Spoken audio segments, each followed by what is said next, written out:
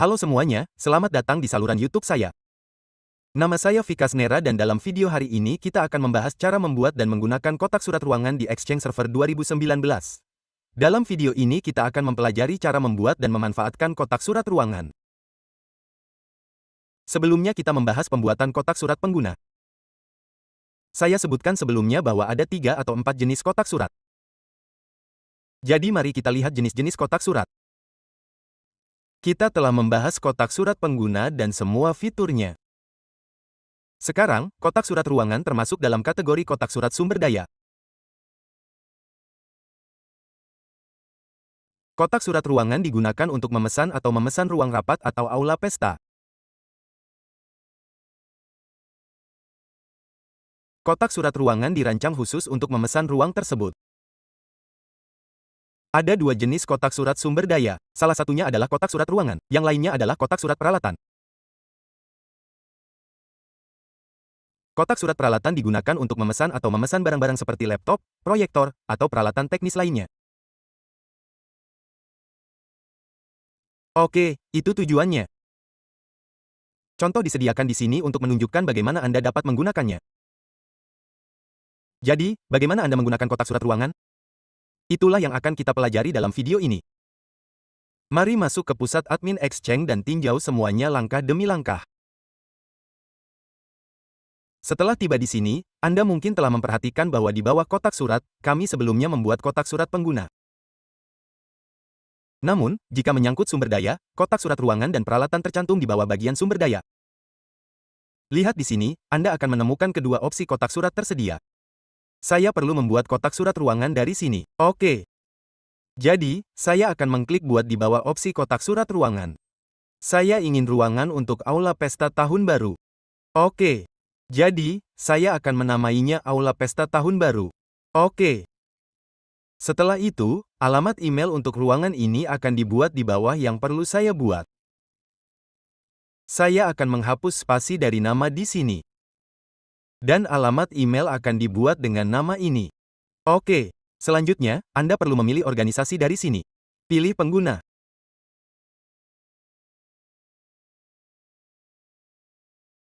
Untuk lokasi, saya akan memasukkan Jaipur. Oke, dan saya akan memasukkan nomor telepon 96.069.892. Anda juga dapat menentukan kapasitas di sini, apakah untuk 100, 200, atau 50 orang. Saya akan mengatur kapasitas menjadi 50 untuk pemesanan.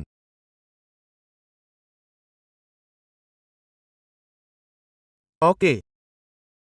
Ketika saya mengklik opsi lainnya, ia menanyakan basis data kotak surat mana yang ingin saya pilih. Saya akan memilih biaya DB1. Pilih. Oke, Anda juga dapat memilih opsi lainnya. Setelah itu, klik simpan di sini. Oke. Setelah Anda mengklik simpan, kotak surat ruangan akan dibuat di sini. Setelah kotak surat ruangan dibuat, bagaimana Anda menggunakannya? Saya akan menambahkan satu kolom lagi di sini sebentar dalam tampilan ini. Oke. Setelah dibuat, Anda hanya perlu memilihnya. Klik Edit. Kemudian banyak pengaturan tambahan akan muncul di sini. Kapasitas yang kami tetapkan adalah 50. Anda dapat mengeditnya bahkan setelah pembuatan. Buka opsi lainnya. Ini adalah basis data yang sama yang kami pilih sebelumnya. Jika Anda ingin menyembunyikan ini dari daftar alamat, Anda dapat melakukannya di sini.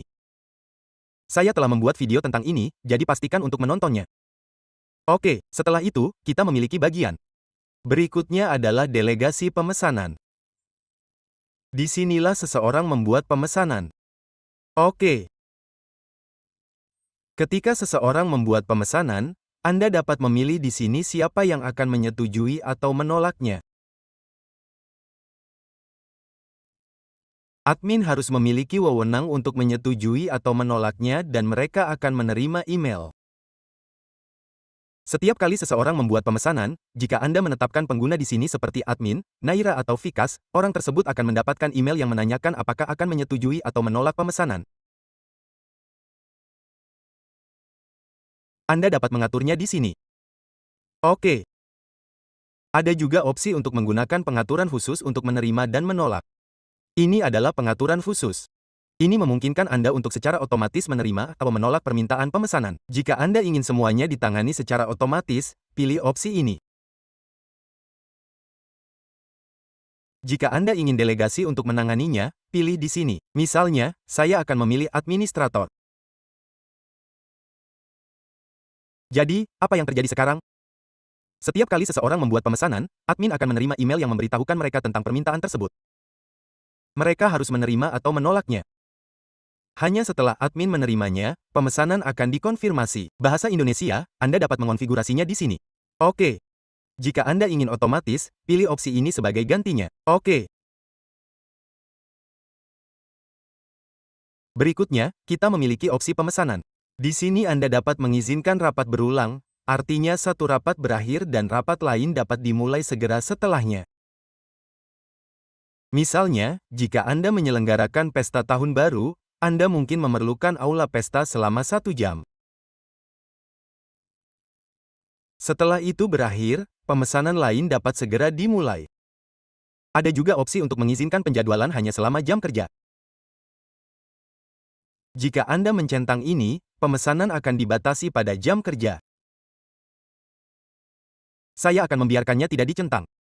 Ada opsi untuk selalu menolak jika tanggal akhir melebihi batas tertentu. Saya akan membiarkan ini dicentang. Oke, berikut adalah waktu tunggu pemesanan maksimum yang ditetapkan ke 180 hari secara default. Anda dapat menambah atau menguranginya. Misalnya, Anda dapat mengaturnya ke periode yang lebih pendek dan kotak bantuan akan muncul saat Anda memilihnya.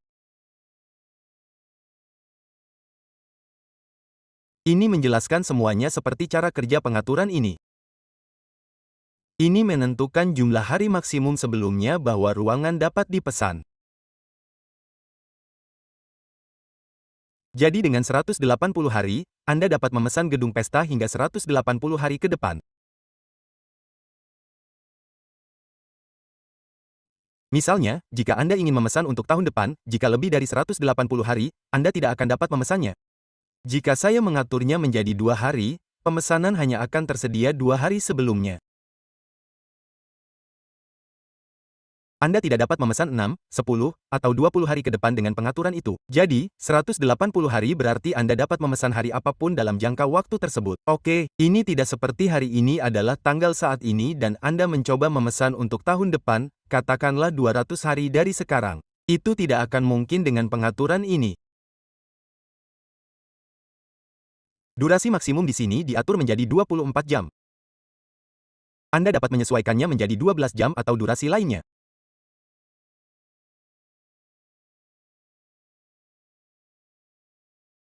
Di bawah pesan respons, saya akan memasukkan terima kasih telah memesan.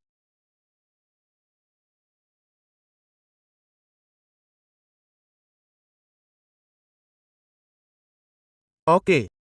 Selanjutnya, saya telah menambahkan informasi kontak di sini. Anda juga dapat menambahkan alamat email lain di sini. Misalnya, Anda dapat menambahkan selamat tahun baru. Jadi, email yang dikirim ke alamat tersebut akan masuk ke kotak surat ini. Bahasa Indonesia, saya telah membahas ini di video lain. Misalnya, Anda dapat menambahkan email seperti tahun baru atau tahun baru 2024. Jika seseorang mengirim email ke salah satu dari keduanya, email tersebut akan masuk ke kotak surat ruangan ini. Oke. Anda juga dapat menambahkan tip email. Saya telah menjelaskan ini di video sebelumnya. Saya akan menunjukkan kirim sebagai dan kirim atas nama di video lain, atau Anda dapat menemukannya di tombol info. Anda dapat memeriksanya di sana. Oke. Setelah ini, saya akan mengklik simpan di sini. Setelah pengaturan ini selesai, mari kita uji secara praktis. Oke. Untuk melakukan pemesanan, apa yang perlu kita lakukan setelah datang ke sini? Kita perlu mengklik ini.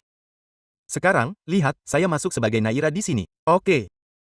Anda perlu mengklik kalender di sini. Kami ingin memesan aula pesta untuk pesta tahun baru. Untuk melakukannya, saya akan memilih tanggal 31 Desember untuk tahun baru. Oke. Setelah memilih ini, klik baru di sini. Oke. Setelah mengklik baru, Anda dapat menulis apa saja di sini. Oke.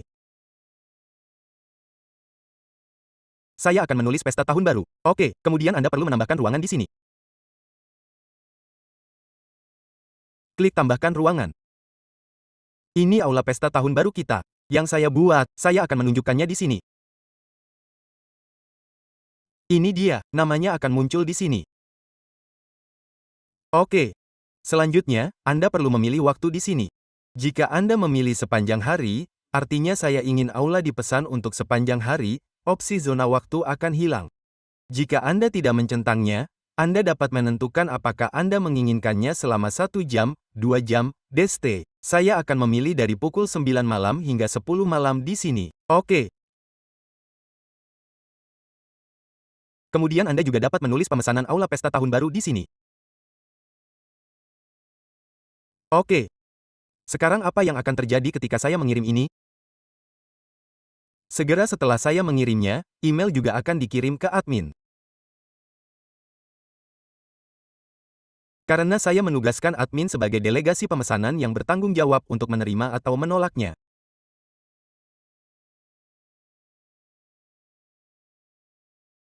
Ketika pemesanan dilakukan, admin akan terlebih dahulu menerima email yang menanyakan apakah akan menyetujui atau menolaknya. Oke, jadi apa yang harus saya lakukan dari sini? Saya akan mengklik kirim. Oke, sudah terkirim. Sekarang saya akan membuka email-email itu. Saya akan memeriksanya. Begitu email itu terkirim, saya menerima email di sini tentang aula pesta tahun baru. Benar. Ini yang saya terima. Isinya, permintaan Anda telah diterima dan sedang menunggu persetujuan. Jadi, persetujuan saya saat ini sedang menunggu persetujuan.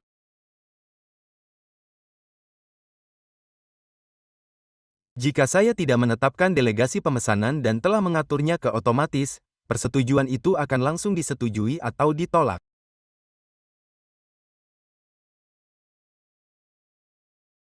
Oke, karena saya menetapkan admin sebagai delegasi, setiap kali seseorang membuat pemesanan, admin akan menerima email. Izinkan saya membuka email admin dan menunjukkannya kepada Anda. Di sini, saya menerima email yang mengatakan, Anda telah menerima permintaan pemesanan. Ditanyakan apakah akan menerima, menolak, atau menyarankan waktu lain jika slot tidak tersedia.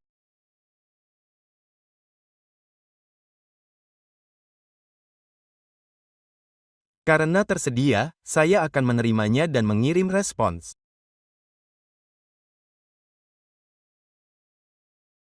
Oke, saya akan memilih terima dan kirim respons. Begitu saya melakukan ini, saya menerima email. Lihat ini, benar.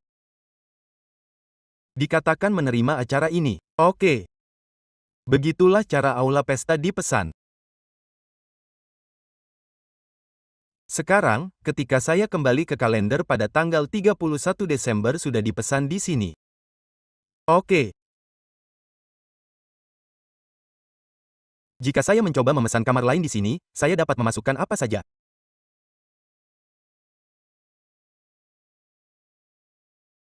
Oke, saya akan menambahkan kamar dan memilihnya. Jika saya memilih pukul 21 hingga pukul 22, kamar tidak akan dipesan. Sekarang karena dari pukul 21 hingga pukul 22 kamar sudah dipesan dan disetujui.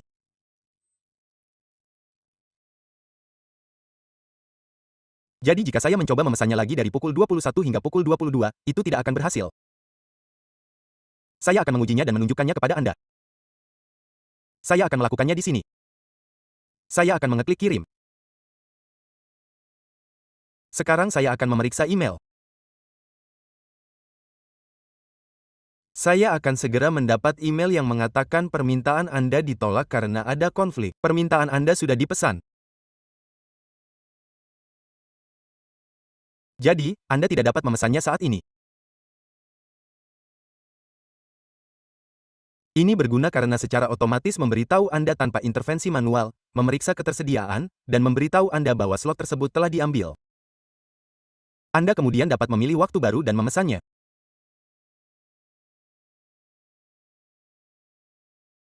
Dalam video ini, saya ingin menunjukkan kepada Anda cara membuat kotak surat ruangan. Kami juga membahas konfigurasi dasarnya dan saya menjelaskan cara menggunakannya.